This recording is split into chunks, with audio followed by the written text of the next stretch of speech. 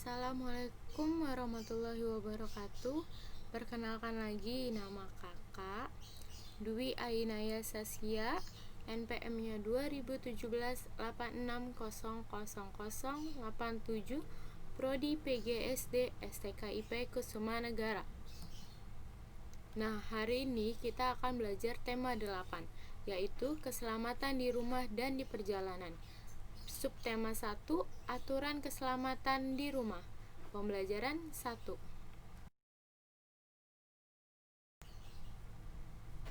Nah, di sini ada tujuan pembelajaran. Tujuan pembelajaran yang pertama ada dengan mengamati gambar dan teks percakapan, siswa dapat menyebutkan aturan yang berlaku dalam kehidupan sehari-hari di rumah dengan bahasa yang santun. Yang kedua ada kerja kelompok. Siswa dapat menunjukkan sikap melaksanakan aturan di lingkungan rumah dan bertanggung jawab. Yang ketiga ada dengan bimbingan guru, siswa dapat membaca teks permintaan maaf tentang sikap hidup rukun dalam kemajemukan keluarga dengan bahasa yang santun. Nah, yang keempat ada dengan menggunakan jam pasir, siswa dapat memecahkan masalah yang berkaitan dengan waktu dan bertanggung jawab. Selanjutnya ada kita literasi dulu. Kita baca bareng-bareng ya. Udin anak yang patuh pada aturan. Ia selalu mematuhi aturan di setiap tempat. Udin selalu mematuhi aturan di rumah. Ia juga selalu mematuhi aturan di perjalanan. Amati yang gambar berikut ya. Nah, yang pertama itu si Udin lagi membantu ibunya memasak. Yang kedua ada Udin lagi mungkin dia mau keluar rumah, mau sekolah. Yang ketiga dia ada di bus. Dia selalu pakai sabuk pengaman biar aman. Nah, itu juga peraturan loh, peraturan di perjalanan. Kalau naik mobil bisa pakai sabuk pengamannya. Kalau naik motor kita pakai helm. Yang keempat itu ada Udin lagi pulang sekolah. Dia menyeberangi jalanan, tetapi dia juga mematuhi aturan. Kalau menyeberangi jalanan dia harus lewat zebra cross, kalau enggak tangga jalan. Udin anak yang taat pada aturan. Setiap melakukan kegiatan selalu diatur menggunakan jadwal. Setiap kegiatan dilakukan dengan tepat waktu.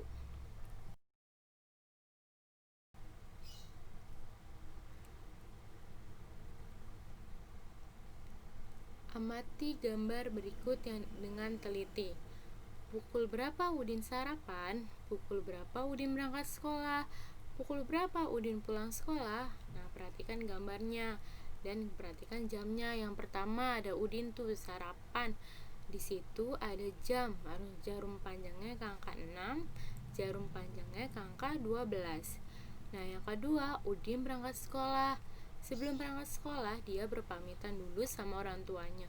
Salaman, mencium tangannya, mencium tangan orang tuanya, dan mencium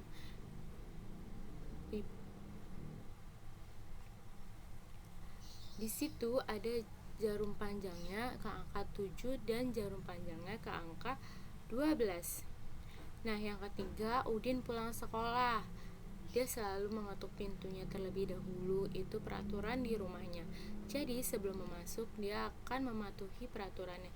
Pertama, mengetuk pintu, kedua, membaca salam. Nah, di situ ada jam. Jam berapakah Udin pulang? Di situ ada jarum pendeknya ke angka 11 dan jarum panjangnya ke angka 12.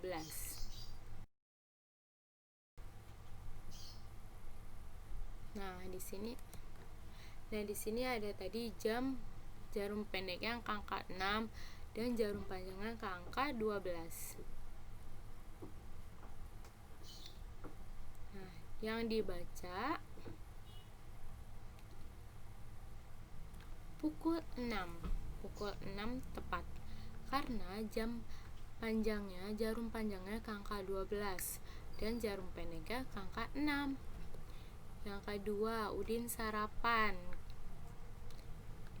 Yang pertama Udin sarapan, yang kedua Udin berangkat sekolah. Nah, kalau yang berangkat sekolah, jarum pendeknya ke angka 7 dan jarum panjangnya menunjuk ke angka 12 yang dibaca pukul 7. Yang ketiga ada Udin pulang sekolah. Jarum pendeknya menuju ke angka 11 dan jarum panjangnya menunjukkan ke angka 12 yang dibaca pukul 11.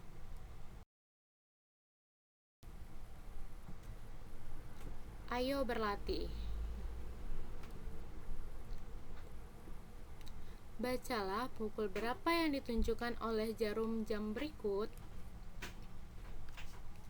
Nah, yang pertama ada jarum pendek menuju angka 10 dan jarum panjangnya menunjukkan ke angka 12 yang dibaca pukul 10.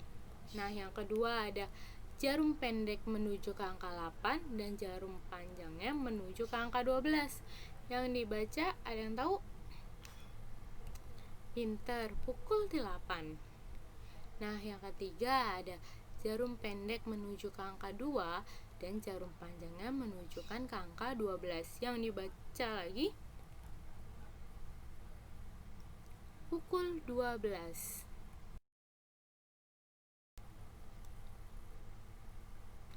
Nah, yang keempat ada jarum pendek menuju ke angka 4 dan jarum panjangnya menuju ke angka 12 yang dibaca pukul 4. Nah, di sini kalau misalnya kita menunjukkan pukul 4 sore, itu tandanya pukul 16. Kalau misalnya jam 4 itu untuk menunjukkan di pagi hari. Jadi kalau misalnya pagi hari atau subuh kalian bangun, kalian dibacanya pukul 4.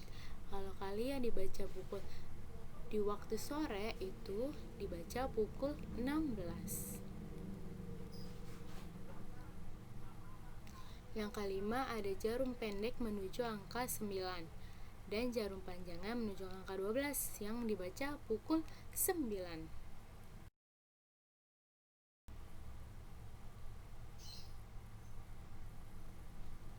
Ayo membaca. Bacalah teks berikut dengan lafal dan intonasi yang tepat. Yang ini aturan ketika sarapan. Kita baca bareng-bareng ya. Aturan ketika sarapan. Sarapan Sarapan pagi ada aturannya. Aturan itu berguna untuk menjaga kesehatan tubuh. Kesehatan tubuh sangat penting. Tubuh yang sehat akan terhindar dari penyakit. Penyakit yang muncul disebabkan sering lalai dengan aturan. Oleh sebab itu, aturan ketika sarapan pagi harus dipatuhi. Aturan ketika sarapan pagi yang harus dipatuhi adalah ada 8 nih teman-teman. Yang pertama ada mencuci tangan sebelum makan hingga bersih. Yang kedua, duduk dengan posisi yang benar. Yang ketiga, mengambil makan dan minum dengan tertib. Yang keempat, berdoa kepada Tuhan sesuai ajaran agama yang dianut. Yang kelima, makan pelan-pelan dan tidak terburu-buru. Yang keenam, ada tidak berbicara ketika makan. Yang ketujuh, ada setelah makan mencuci tangan hingga bersih. Yang kedelapan, setelah makan berdoa kepada Tuhan sesuai ajaran agama yang dianut. Nah, jadi teman-teman, kalau misalnya sarapan kita tidak boleh terburu-buru agar tidak keselak, tidak keselak, atau bisa juga kan teman-teman kesedek gitu kan kalau lagi berbicara atau makan buru-buru. Nah, itu tidak boleh teman-teman, itu bisa tiba-tiba jadi sakit tenggorokannya.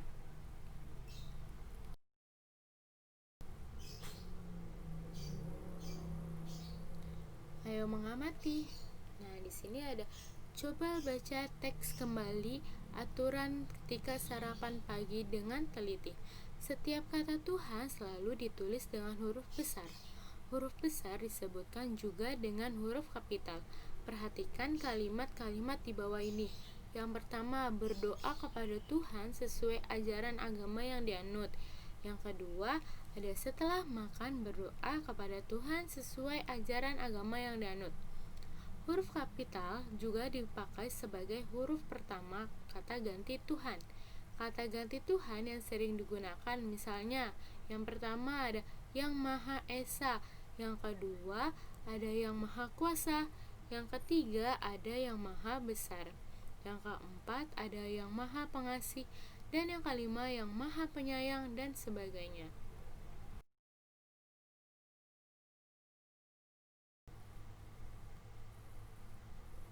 Nah, di sini ada, ayo berlatih lagi nih teman-teman. Nah, di sini ada, tuliskan 5 kalimat menggunakan kata ganti Tuhan di bawah ini dengan benar. Nah, yang pertama ada yang Maha Esa, yang kedua yang Maha Kuasa, yang ketiga ada yang Maha Besar, yang keempat ada yang Maha Pengasih, dan yang kelima yang Maha Penyayang.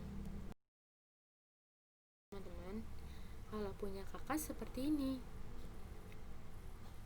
jawabannya dan isiannya. Yang pertama ada sebagai semoga Tuhan Yang Maha Esa melindungi kita dari wabah COVID-19 ini. COVID-19 atau bisa juga corona. Yang kalian tahu, misalnya tidak tahu COVID atau taunya corona, itu sama saja ya teman-teman. Nah, yang kedua ada Tuhan Yang Maha Kuasa akan selalu bersama kita dimanapun kita berada. Jadi Tuhan itu bersama kita terus teman-teman. Jadi dia selalu bersama kita dimanapun kita berada. Yang ketiga ada kita harus yakin kepada Tuhan Yang Maha Esa, yang Maha Besar. Yang keempat ada marilah kita bersyukur kepada Tuhan Yang Maha Pengasih. Nah, kita hidup ini harus bersyukur teman-teman. Mau sedang ada masalah atau kita lagi bahagia, kita bersyukur, harus bersyukur. Nah, yang kelima ada kita berdoa kepada Tuhan Yang Maha Penyayang agar selalu diberi kesehatan. Kita selalu meminta doa agar kita supaya diberi kesehatan, diberi kelancaran dalam perjalanan, ya kan teman-teman? Lanjut. Terima kasih teman-teman sudah mengikuti pembelajaran hari ini, dan terima kasih.